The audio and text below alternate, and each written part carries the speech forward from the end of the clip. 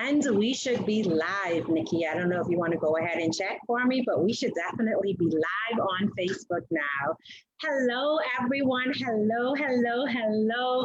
And thank you so much for jumping on this live with us tonight as we talk all about love. As you can see, my soul sister Nikki and I are both wearing red. Red is the symbol for love. And we're showing up tonight in true form because we're talking about all things love. I am Coach Duquesa, and as you know, I empower women to be all that they have been designed to be, to help them get past limitations, to help them pursue their dreams and their goals. And this conversation will definitely be a part of helping you create your best life.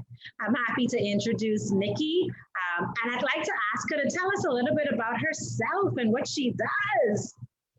Well, it is a pleasure and an honor to be here, Duquesa, to see you, sending you love through the Zoom air hugs. Miss you, miss your face, and always with you in spirit. I am Nikki Cervantes, Soul Sister to Humanity. I'm a coach, an author, a speaker, a mom, a wife, and a servant, and with a servant's heart. And so I am so excited to be a part of this conversation. And I'm ready to get into it. All right, let's get into it. Let's get into it. So, have you ever been heartbroken? I know you're sitting there saying, listen to Wessa, who hasn't? But have you been heartbroken, Nikki? Yes. Oh, yes. What did that feel like? Walk us through the feelings associated with a heartbreak. Yeah. Gosh, just sadness. You know, you can't sleep, you can't eat, and you're just restless, you know, and it's just not a good feeling. It absolutely isn't. And heartache, even though a lot of people talk about the fact that it's an emotional pain, it's actually a physical pain, because there are times when we feel that pain in our chest. And our hearts are broken for so many reasons. It could be betrayal by a loved one. It could be that our expectations were a little bit unrealistic. It could also be that we created narratives even though we saw red flags. And so heartbreak, the reason for heartbreak comes in so many forms, but it is real for so many women. And I can tell you about a time in my life where I just absolutely shut down my love relationships because I'd had my heart broken time and time again. And I thought, whoa, love doesn't make sense. And so I'm not going to leave myself open for love. Have you ever placed boundaries on your love, Nikki? I would say probably like a steel wall with, you know, all types of stuff going around, dogs and fire, and, you know, yes, absolutely. Listen, when we put those boundaries up, yes, we are protecting ourselves. We're protecting ourselves from pain. We're protecting ourselves from hurt. We're protecting ourselves from the perceived dangers of the world. But when we place those boundaries up as well, we're creating barriers. And if we have our walls and boundaries up, it means that no one can get in. And so it's like a double-edged sword, because the love that we desire, the love that we want, we are blocking out because the pain of heartbreak and the pain of the past has placed us in a position where we can't trust other people again. Mm-hmm. How did you learn to love again after heartbreak? You know, I know it may seem cliche to say this, but really going within to find out who I was and loving myself. And that was a long process. But yes, that's what I had to do. I had to go within and just shut everything down and take responsibility and really get clear on what happened. I love that you said the false narratives and the red flags, because I was a repeated offender of those things. And so, yeah, just really getting clarity, just pulling away from people, places, and things. And I even moved, sis. I moved to a whole nother city and town so I could just be with me. So you got a fresh start. Yes. Yeah. And you know, as women, and I can only speak for myself, I don't want to speak for every other woman, but I can share that in my life, when one relationship ended, I would take a period of time to to deal with my emotions. But soon afterwards, I was in another relationship, right? And so thank you for letting me know that I'm not alone. And so going from relationship to relationship didn't really allow me the time that I needed to look inside of me. Because Whitney Houston sings the song that the greatest love of all is inside of us, but we look outside of us for a love to validate us.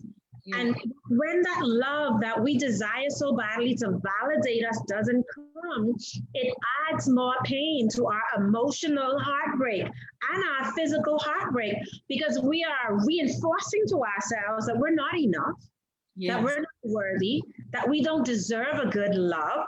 And so, what are some of the reasons why you believe women look past those red flags? What is at the heart and the core of that? Sure.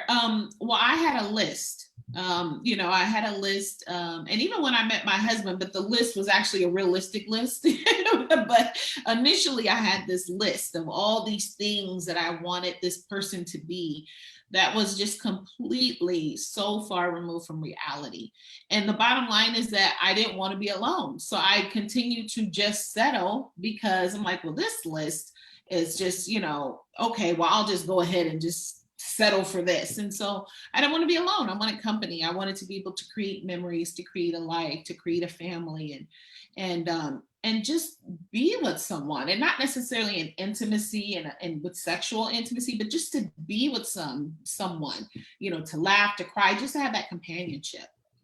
That companionship is so important, Nikki, because we were created for companionship. We were created to commune. That's why community is so important. And I believe that sometimes we think that community and that companionship has to come from a romantic interest, when in fact community could be having a strong sisterhood. It could be building up that great family environment. You get some of the same feelings of acceptance and belonging from those areas as well. I can tell you that learning to love again requires us to first look at us. You and I have both shared that. Because once we place those barriers up, we put those barriers up because our expectations set us up to be hurt, but also because, like you said, Nikki, we settled. We settled for relationships that didn't honor us. We settled for a man who were unfaithful. We settled for men who told us lies. We settled for men who didn't make us priorities. We settled for men who didn't cherish us. We settled for men who just wanted our bodies. They didn't even want an emotional attachment. They just wanted a sexual attachment. And we settled for those things because having something was better than having nothing. And before we get into how to love again, I just want us to talk for a second about how that need for belonging and acceptance really stems from the little girl or the little boy inside of us. Yes. Right? The little girl or the little boy. How did your little girl show up? She showed up in relationships, or how she showed up in relationships was always people pleasing. So she showed up in compromising in unhealthy ways. And so just like I said, I had a list for an unrealistic list for people that I dated in my past. I also had a list for myself, list of things that I wanted to do. And that I eventually did when I dated myself, when I finally pulled away and said, hold on, what's going on? And that was when I began to just love myself and appreciate life and say, I don't care if don't nobody show up, I'm gonna do this. But before that happened, everything on that list I wouldn't do, because I would just be to and fro, and in inconsistency, whatever the person wanted to do, even if I didn't enjoy it, even if it wasn't, the person wasn't even my caliber, I would just do it, And so I had lost my voice. If I could say anything, I didn't allow the emotions to have a voice of my little girl. So she was silenced, and I put her in a corner, locked her in the corner, locked her in the castle, and she didn't have a voice. Wow, that's so powerful, because many of us, the little girl inside of us drives that need for love, and it drives that overwhelming sense of not feeling as if we are enough because we're not in relationship. And then society has this way of making us feel as if by certain milestones, 25, 30, we're not married, we don't have kids, like there's a lot of pressure from society for us to fit into a particular mold. And so a lot of times we settle, and a lot of times we accept people into our lives just to take the pressure, the external pressure off of us as well, which again sets us up for heartbreak. It sets us up to be disappointed and discouraged in the romance area. Learning to love again is a scary journey because it requires us to really scale back all of the wounds that we have to actually open them up and inspect them, because unless we heal them, we're not whole. And if we're not whole, how can we love? How can we truly love? Because if we follow the biblical concept of love, love is unconditional. It means accepting an imperfect person while understanding that you're an imperfect person. It's not egotistical, it's kind, it's forgiving. And so in order for us to be able to give the type of unconditional love that a good relationship requires, we have to first heal ourselves. And I had to heal from a lot of brokenness in order to accept that there is no perfect man, there is no fairy tale. There's no fairy tale. Listen, I grew up thinking that I was Cinderella girl. Yes. That my Prince Charming was gonna come, and he would come with my glass slipper, and my foot would slip right in that and fit, and I would be whisked off to a castle. You see how I set myself up? I set myself right up.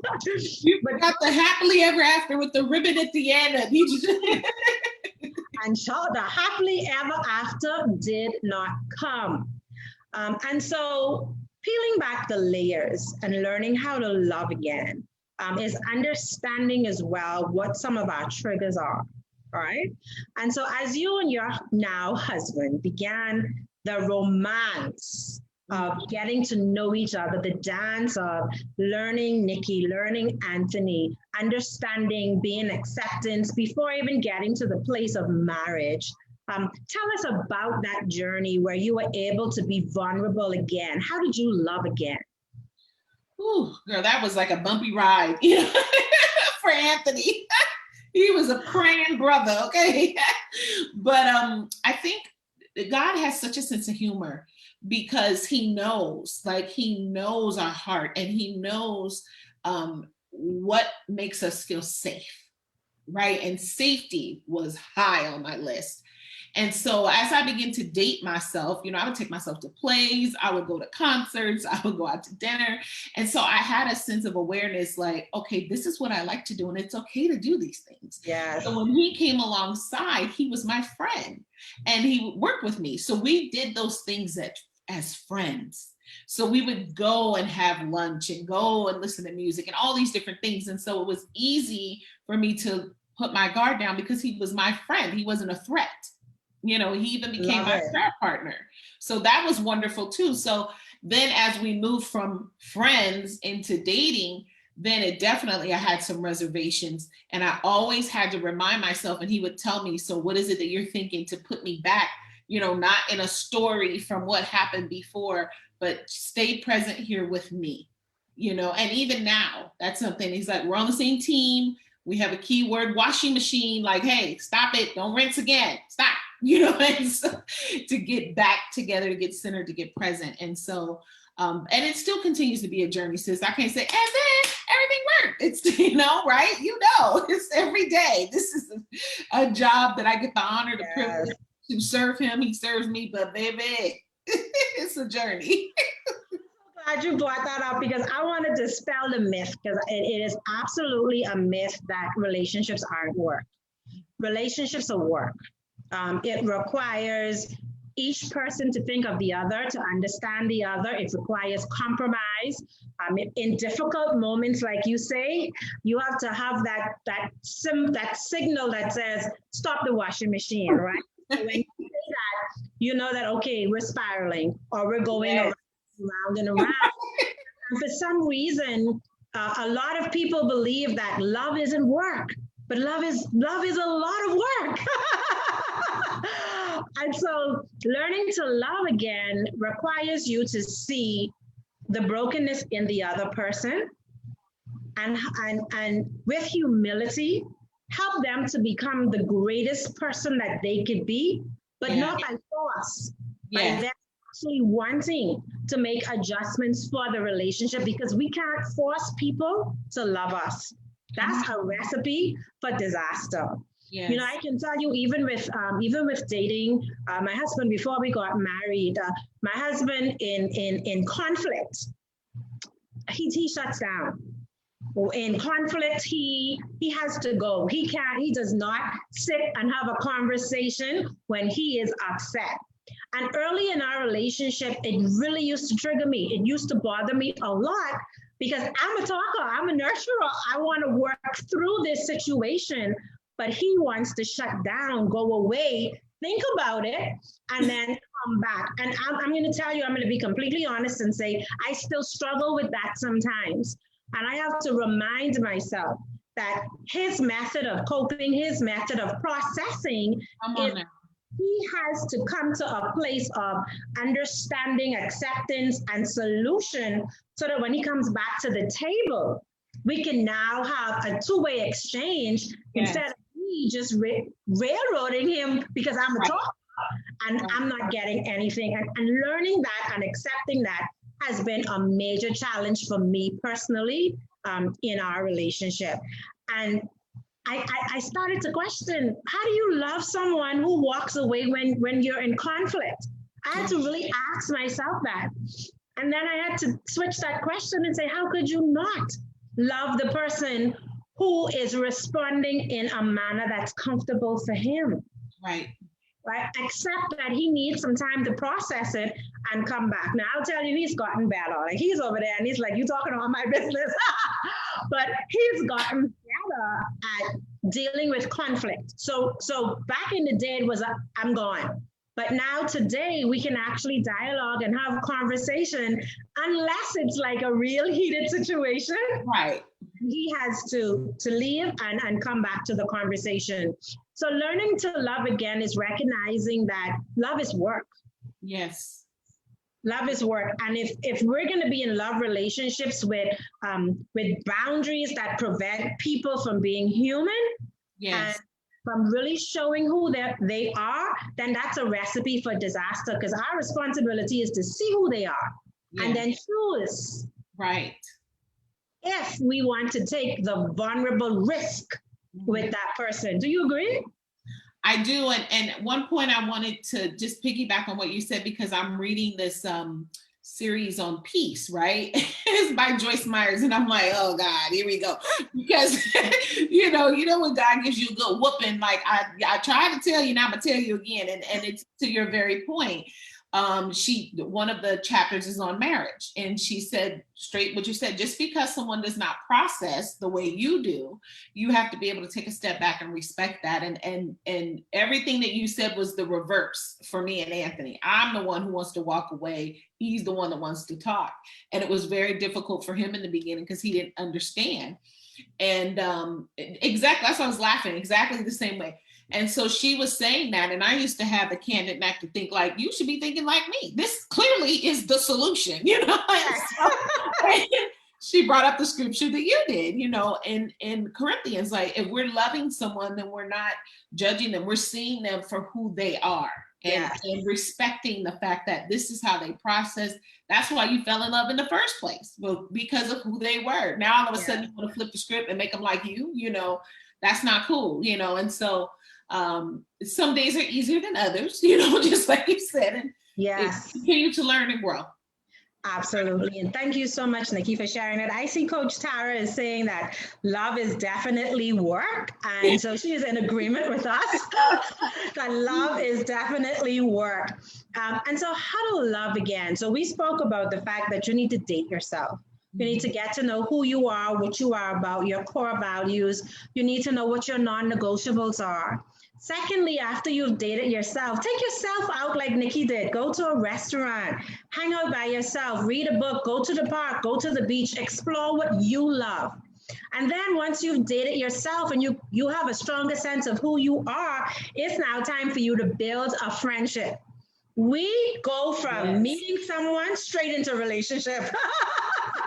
And that's disaster. He's the one. Don't know why, but he's the one. Yeah, our chemistry is right. So he is the one.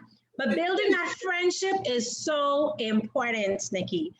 In times of crisis in our relationship, in times of crisis in our marriage today, we revert to friendship. Yes. Because friendship was the basis. We built on friendship. We got to know each other over the years, over the last 5 years, understanding him, his likes, his dislikes, him understanding me. Also, a part of that friendship was expanding, each of us expanding. And so he's grown a lot in the last 5 years. He's put in a lot of personal development work. He has learned about the things that he likes in travels. And so we've learned a lot about each other together outside of what we learned of each other by ourselves. The third thing that we want to share is that love is work. We already shared that love is work. And so having the mindset and understanding that it's not an easy road. Yeah. It's not an easy road. And so love is work. The fourth thing we want to share is that love requires vulnerability. Yes. Love requires vulnerability. And that's why it's super important for us to build a friendship, because it's in the friendship that we can identify the red flags. Yes. It's in the friendship that we can identify whether we're suitable for each other or not. It's in the friendship that we determine how we could be vulnerable. But the other person needs to respect our vulnerability. Tell us a little bit about how you and Anthony have that mutual shared respect in vulnerability. Yeah, I really didn't think I would have so much joy in talking about vulnerability, because there was a time when I'm like, I'm not telling you nothing, get back, and when you say friendship, I think about my friend, and there are times when we have conversations and he'll say, or I'll say, I need to talk to my friend. And so, and that's the time where we get vulnerable. And that's the time where we're like, okay, this is what it is. I don't care how you vomit it out. I'm here for you. And it was definitely scary, at first, because you're opening up, like you said, it's an onion. You're continuing to expand. You're continuing to, okay, I'm opening up this side of my heart. Okay, you can maybe turn a left. You could peek through, but you can't turn a left and go in that door. So there's different doors. There's different areas in our hearts that some are easier to open and some I still haven't opened, to be honest. And so when I feel that maybe I have some resistance, then I sit and I ask myself, why do I have the resistance? Because this is my husband, this is my safe space, and this is the present. And so those are some of the things that help me when I feel resistance about, how am I going to respond, or what is he going to think, or whatever comes up. And then I'm able to come and talk to him, and vice versa. I love that, because what you're sharing clearly is that it requires a team approach, right? Because in thinking about the fact that it's not only you, and understanding that the other person in your life deserves to have those inner parts of you, and reminding yourself that, you know what, we are team Cervantes. We're a team being. So it's not a singular approach to how I be vulnerable. I have to be able to open up and share how you've hurt me, how you supported me, how I appreciate you. Because it's not just about sharing the negative things, it's about celebrating our partners in vulnerability as well, letting them know how much we appreciate, even down to the small things that they do. My husband's love language is words of affirmation. He wants to hear and know. So it's important for us to know what's valuable. I could buy him all the gifts in the world and it would have no meaning. but he wants to hear those words. He wants to know. And so knowing what language to connect with our partners in helps us to also be vulnerable in a way, look at your cat, in a way that resonates and connect with them. I had a difficult time with vulnerability, and I want to share that, right? Because, part of this journey of helping women come through to the other side, from darkness into the light, is being real and true and transparent. And I had a real rough time with trust. I had a real rough time with trust issues. And even in this relationship, when we first started out, everything in our relationship was going smoothly until he did something that triggered me. And once that trigger happened, I started to second guess a lot of other things. I got into my head. I started thinking about the past and the way people did things in the past, and if this is what is going to happen. And so I had to get into my head, and I'm so grateful for the support of a good, trusted friend that I could throw out some of these things and say, well, this is what I'm thinking. And she would say, like, okay, well, you thought this and that didn't happen, so maybe you could throw that thought out of your mind. Or she would say, sometimes, she would say, you know what, maybe this isn't the right thing for you. Maybe you should think about whether this relationship is the best thing for you or not. But having someone that was a trusted accountability partner in my life, that had no bias one way or the other, and who wasn't concerned about whether I took her advice or not. She didn't throw an attitude or fit if I went contrary, allowed me to process my own thoughts and see that I was getting in my own way sometimes too.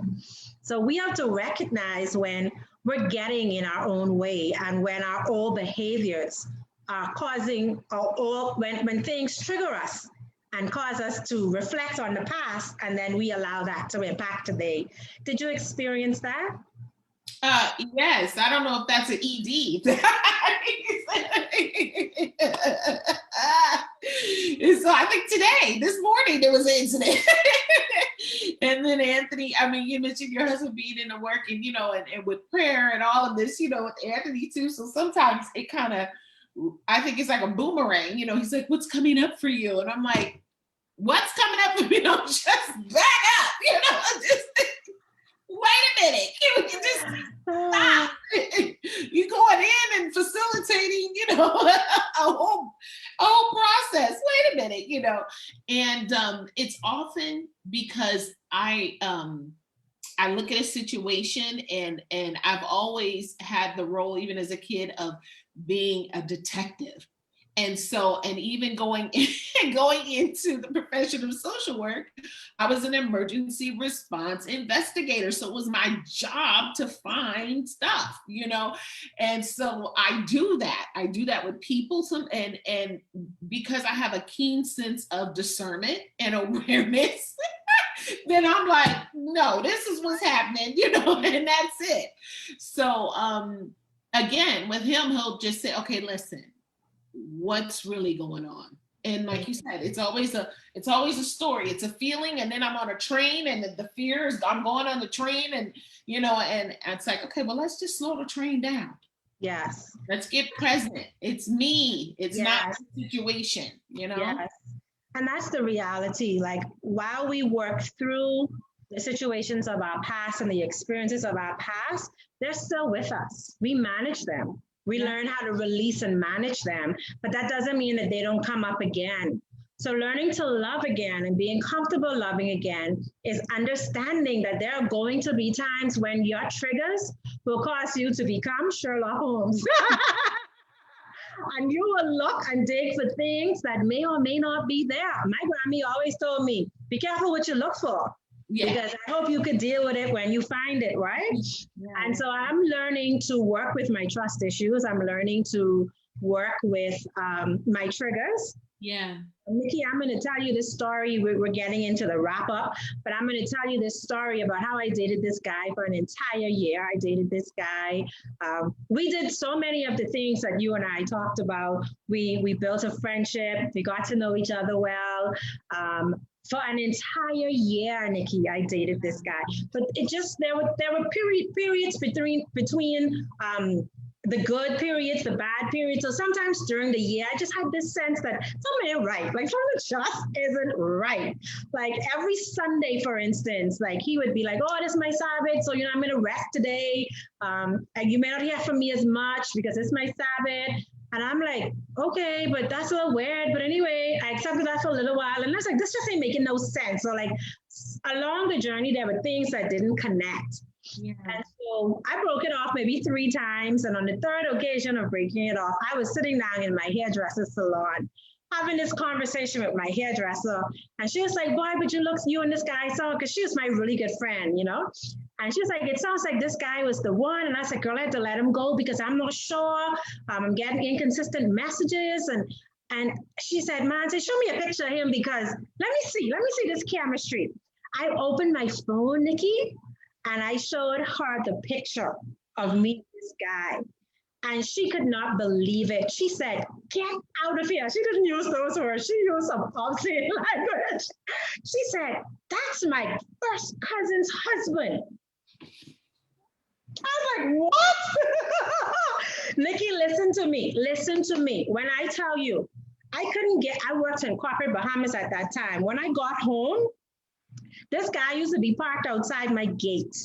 And he would be here. We would have dinner like every day. Like it was like inconceivable that this man actually was in a marriage.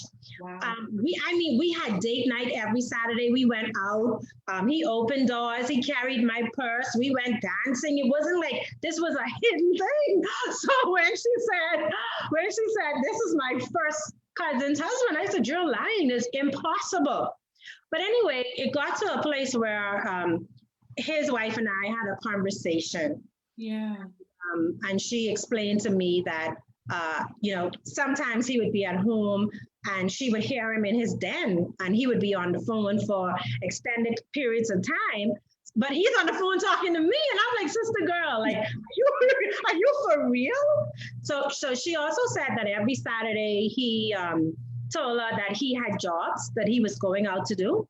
And so she never called. And I'm like, you gave him so much freedoms and liberties. And she was like, yeah, because that's what he said, right? And he betrayed her trust, but also he betrayed mine. And I was distraught. I couldn't believe it. My best friend was like, to this day, we still joke about that, right? Right. You're living dual lives and you nearly destroyed mine. Right. So coming out of that, I was in a place of, man, you just can't trust men. Right. You believe anything that they say. You have to investigate. You have to find out. Like it put me in that space of you just cannot take anything for face value. Yeah. And so when my husband and I started going out, I did my best to give him face value in the beginning until something triggered me. And then when that trigger came to me, I was like, boy, I have to investigate and I have to find out. But that created so much problems in our relationship, my investigation, because he now felt as if he was under this bright light all the time. And I was always asking questions. And, so it started to create some issues in our relationship as well. I share all of that to share that even when we do our best to avoid being hurt and getting to know people, there's no foolproof guarantee. It's no guarantee at all that we won't be hurt. Yeah. But if we close ourselves up, we would never get to the place of the love that we want. Right. And the second point, and I want you to talk about this a little bit, Nikki, is that loving someone and learning to love again also means that we have to have self-respect and to know when to walk away from a situation that we know is not good for us. Yeah. Wow, that's such a juicy, deep, profound question all in one. I would say for me, I can't speak for everyone, but for me, just like I had that list of things, I still have a bucket list, and I always cross things off. I have a goal list and I have different lists for myself that I'd like to obtain, and I've always done that. And so as I looked at the list, I remember one day I was in this really bad relationship and felt like I was just stuck in this relationship. And as I started looking at this list, I'm like, so when are you going to do any of these things? Like you're sitting down on you. And so as I thought about all of the choices the person made for themselves in their life, it was not congruent. It wasn't even remotely close to anything that I would do. Right. And so then I thought about how I felt about being in the relationship. Like, this is not somewhere I want to be. I'm miserable. And so I had to walk away. And I didn't walk away just one time. I had to walk away many times because the person was very possessive, and they, it was many times. Which brings me to my point of what you said about love. So with Anthony, when there is a tiff, if there's a disconnect, if there is a miscommunication, one of the things, the foundations he's always set in place is, does it take away our peace and joy? So he's like, anything can be fixed as long as we have our peace and joy. And so I wanted peace and joy in all those other relationships. I wanted memories. I wanted all the things that we talked about earlier. And so that's what gets me to get off the train and stop reliving, series number 12, on the movie. It's like, this is not my real life. Yes. This is something I've created. Yes. Like fantasy, what we talked about before. This is a nightmare. Yes. My real life is very peaceful, and I have a lot of joy, and I want to keep that. So even if I agree to disagree, I'm okay with that because I have peace in my heart, in my home, and it's okay for me to be vulnerable because that's our foundation. God is our foundation, and we have peace and joy. Yeah. And so that's what brings us back to the middle. Awesome. Faster than it did before, but I love that you shared that. Coach Tara says that it comes down to mutual trust and respect of self and others. I see Kirkwood Williams is saying, good job, ladies, a wonderful job. Good evening, ladies, wonderful job. And I just want to share that my best friend, I have so much respect for her because, in the dating game, she knows exactly what she wants. She knows her values, and in dating, she understands that you have to accept, not settle, but you have to accept that someone will never give you 100%. She is never afraid to say, this is not what I want. And like you, her focus is on peace and on joy and on happiness and the good quality of life. And if you're disrupting that, she has no fear about saying this isn't working. And so learning to love again, or how to love again, is also about learning how to be alone, and that it's okay. It's okay to be alone. There's no time ticking clock that requires you to be in a relationship. It's okay to enjoy singleness. There's nothing wrong with you. All right? Correct. When I dated myself, can I tell you how much peace it was like a present. Every time I went somewhere, whether it was the beach or a concert or a play or, an opera I went to one time, oh my gosh, I had so much joy. I had so much joy because I said, wow. And even now on Spotify, I love classical music, but I found that love because I was by myself. I was by myself. So on Spotify, before we talked, a song came up and I was just so tickled. I'm like, oh my gosh, I remember, where I went and I favored it, and it's a beautiful memory. So being by myself, oh my gosh, it was better than winning the lottery. Yeah, it really was. Yeah, and it made my heart open. My heart was open for Anthony then, even as a friend, because I got to learn me. Yes. And I see Coach Tara also shared that traveling alone at least once was a great way to date herself. And that's one of the ways that I dated myself. My coach at that particular point in time challenged me to travel alone, and just seeing different perspectives, different cultures helped me to have more of an appreciation for life and understand humanity better. Nikki, I'm so happy that we had this conversation. Time went by so fast, and our topic is such a heavy one that we can never get to the bottom of it in just 40 minutes. And so as we wrap up today, talking about how to love again, if there is a woman or a man out there, we specialize in coaching women, but I'm sure there are some men, because I know Kirkwood is watching, out there really wanting to love again, but afraid to take that chance again. What advice would you give that person? When I think about that question, I I think about Anthony, and how we were friends. And by him being his complete self, not the representative, just his complete self. So whatever it is that you really want to do and you're not sure of do that thing. Do those things. And the more you do those things, either the person's going to get on the train or they're going to have to get off. But do those things because you're honoring yourself, you're respecting yourself, you're getting to learn, like, and love yourself. And so then you open the door for love. That would be my advice. So, my soul sister, if people want to connect with you, how do they reach you? How do they find you? Any offerings? I know you wrote a book. Tell us a little bit about how we can connect with you. Yes. Well, right now, Anthony and I have a podcast. It's called Don't Let the Selfies Fool You. And so it's on all platforms, on Spotify, on Apple. So you can find us on IG. Our handle is Don't Let the Selfies Fool You. Or you can send us an email at Don't Let the Selfies Fool You at gmail.com. And we post right on the platform, the social media platform. There's a link where you can look at them, and it's only 20 minutes. And we randomly actually pick out of this jar. It's random topics. It's real. We call them soul conversations.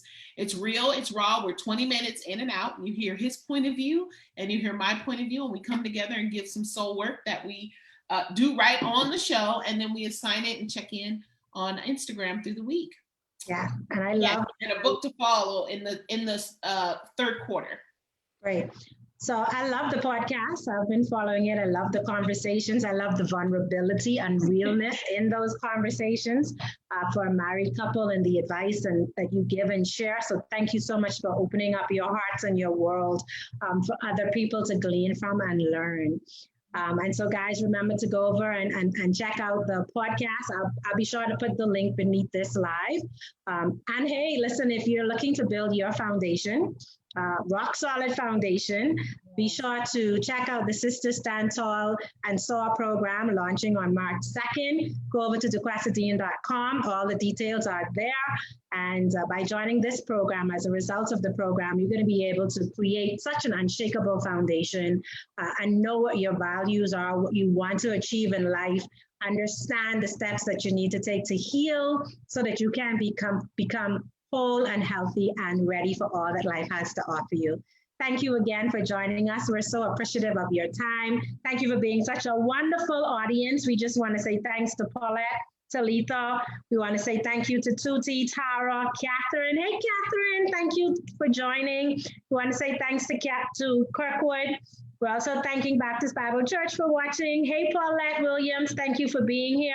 Tamiko Dean Brown, Frederica Higgs, and Shelley Collymore. Thank you guys so much for being on live with us. Have a great night, guys. And hey, happy Love Day. God bless you. Bye-bye.